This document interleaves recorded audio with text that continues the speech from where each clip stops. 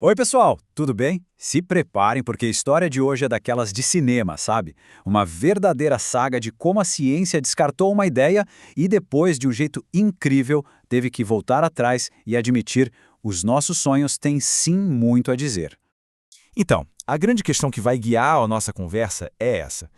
Por que raios a ciência chegou a um ponto de bater o martelo e dizer que os sonhos não passavam de barulho sem sentido do cérebro? A resposta para isso é uma jornada e tanto.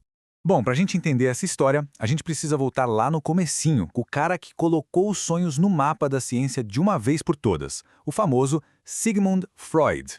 Olha, é difícil imaginar hoje, mas antes de 1900, sonhar era visto como algo meio místico, sabe? Mensagens dos deuses, premonições. Aí chega Freud e vira a mesa, dizendo: não, não, gente, a origem disso tudo não é externa, tá aqui dentro, apontando basicamente para a nossa própria mente. Ele sacou que os sonhos diziam algo sobre nós mesmos.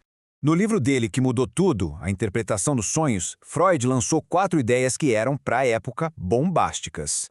Ele dizia que os sonhos são nossos desejos mais secretos, aqueles que a gente esconde até de nós mesmos. Que eles realizam esses desejos como se fosse uma alucinação.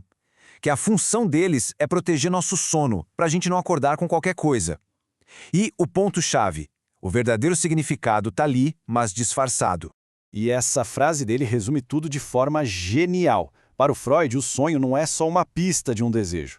O sonho é a própria realização alucinatória desse desejo. Uma ideia completamente radical, né? Mas é claro que uma ideia tão radical assim não ia passar batido. A comunidade científica da época não demorou para reagir e a grande batalha pelo significado dos sonhos estava só começando. E aqui é onde a maré vira completamente. A psicanálise, que era um pilar da psiquiatria, começa a desmoronar. O primeiro golpe foi em 1953, com a descoberta do sono REM, que sugeriu que, talvez, sonhar fosse só um processo biológico. O golpe de misericórdia veio nos anos 70, com Alan Robson e a teoria do ruído cerebral. O fim da história? Em uma votação decisiva, a psicanálise foi meio que expulsa do clube da ciência, considerada não científica. O debate, então, ficou super simplificado com 2 times bem definidos. De um lado, Freud, defendendo que os sonhos eram mensagens cheias de significado vindas das profundezas da mente. Do outro, Robson, com uma visão bem materialista. Sonhos são só ruído cerebral sem sentido, tipo a espuma que se forma por causa do sono REM. E por décadas, a visão materialista ganhou de lavada. A ciência oficial passou a tratar os sonhos como uma estática aleatória, sem significado nenhum, e as ideias de Freud foram jogadas para escanteio. Só que essa história tem uma reviravolta daquelas. Entra em cena um neuropsicólogo chamado Mark Solms, que resolveu olhar todas as evidências de novo, mas dessa vez com as ferramentas modernas da neurociência. E a sacada do Solms foi genial. Em vez de estudar animais, que, convenhamos, não podem contar o que sonharam, ele focou nos únicos que podem fazer isso, seres humanos. Mais especificamente, pessoas que tinham lesões cerebrais bem localizadas. E não foi um estudo pequeno, não. A gente está falando de quase 330 pacientes. Isso deu a ele uma base de dados mas tão sólida, que os resultados seriam muito difíceis de ignorar.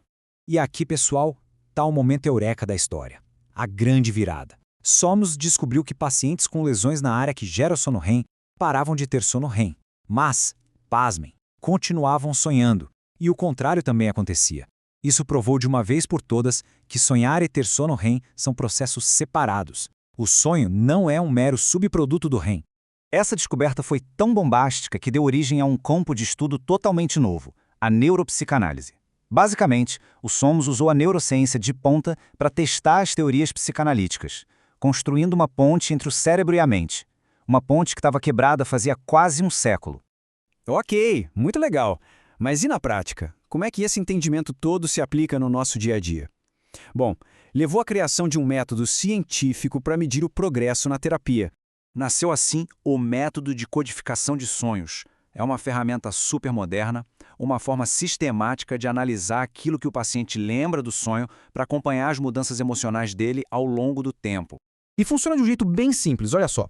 Primeiro, o paciente conta o sonho, do jeito que lembra. Depois, o terapeuta, de forma bem objetiva, codifica as emoções e os conflitos que aparecem naquela história. E por fim, esses códigos são acompanhados sessão a sessão para ver se a pessoa está evoluindo. E aqui está o pulo do gato, o poder desse método. Ele é objetivo, ele é sistemático, Pela primeira vez, a gente tem um jeito baseado em evidências para saber se a terapia está funcionando ou não. E o mais genial é que não precisa de interpretações super complexas do inconsciente. Foca só naquilo que a pessoa consegue se lembrar. Certo.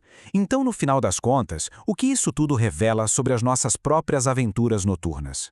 Qual é a grande lição que fica? A neurociência hoje confirma que nossos sonhos são, na verdade, um grande espaço de ensaio. É lá que a gente pratica como regular nossas emoções e como resolver problemas para quando a gente estiver acordado. Conforme a gente vai trabalhando nossas questões na vida, o jeito que a gente lida com os conflitos nos sonhos também evolui. E a gente encerra com uma pergunta para todo mundo pensar. Se os sonhos são um ensaio para a vida, para que será que cada um de nós está se preparando esta noite?